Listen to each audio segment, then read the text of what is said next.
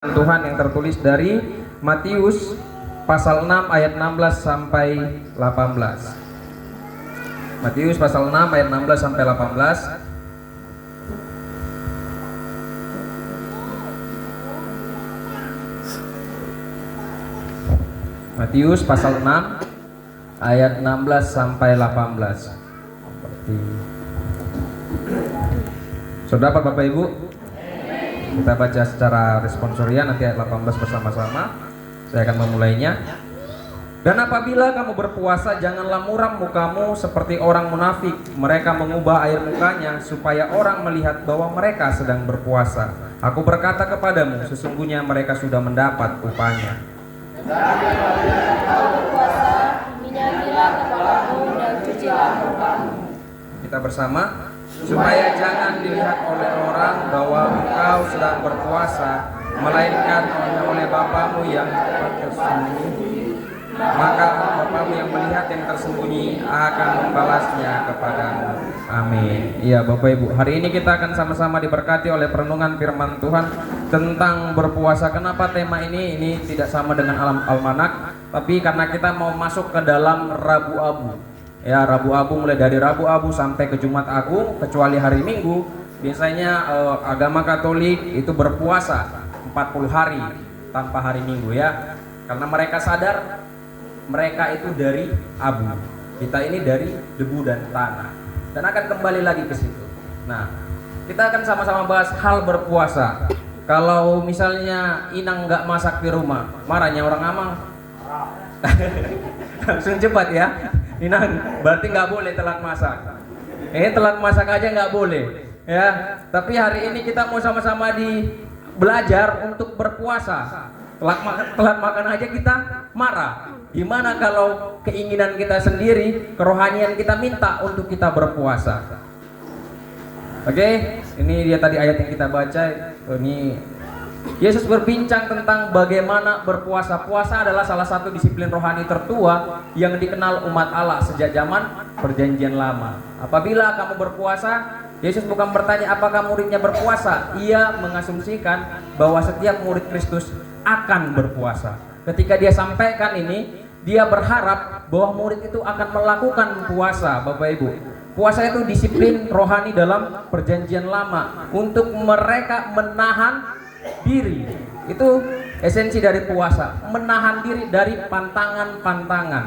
Apa itu Bapak Ibu pantangan-pantangannya? Sering sekali ketika mereka berpuasa, mereka hanya membukanya dengan roti yang tidak beragi, hambar. Tapi rohani mereka isi terus. Oke, ini dia bahaya puasa yang salah atau motivasi yang salah dalam berpuasa. Tuhan bilang apa? Jangan ada ekspresi penderitaan, wajah pucat, ya kayak kecekik jadinya. Padahal karena nggak makan, langsung kelihatan wajahnya pucat nih. Kemudian pakaian kusut, compang-camping, aku puasa, orang tahu dia puasa. Nah itu yang Tuhan nggak mau. Nah saya sering sekali melakukan puasa itu ketika hari Jumat. Sebenarnya saya sering sekali untuk menyembunyikan ini. Tetapi ketika kunjungan di rumah Bapak Ibu, ya kan, ditanya kenapa nggak makan. Jadi saya harus beritahu. Dan saya mengikuti mentor-mentor pendeta-pendeta saya juga. Sebelum-sebelumnya mentor-mentor saya juga begitu, mereka berpuasa, tapi mereka jadi kasih tahu ke jemaat. Karena ketika mereka kunjungan pada hari Jumat, ya jemaat pasti suruh makan kan, jemaat pasti hidangkan sesuatu, dan mereka harus memberitahu itu.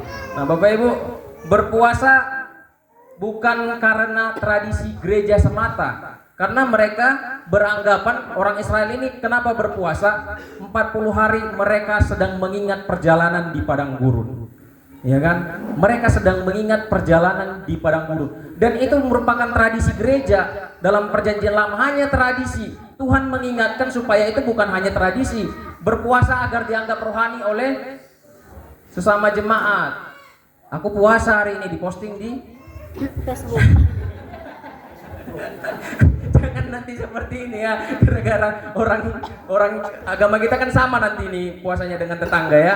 Nah, ketika mereka berpuasa, kami juga puasa nih gitu. Jadi sama-sama diposting di media sosial. Jangan seperti itu ya. Apalagi ada hashtag jangkauan luas. Nanti semua yang baca jadinya kan.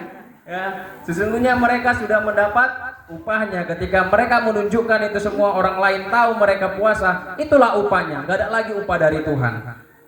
Oke, prinsip puasa yang benar tersembunyi di hadapan Allah. Minyakilah kepalamu dan cucilah mukamu. Nah, ternyata kenapa Tuhan sampaikan itu? Karena murid-muridnya rata-rata adalah orang Yahudi. Meminyaki kepala, membasuh muka adalah tanda penampilan normal sehari-hari, bahkan tanda sukacita dan pesta.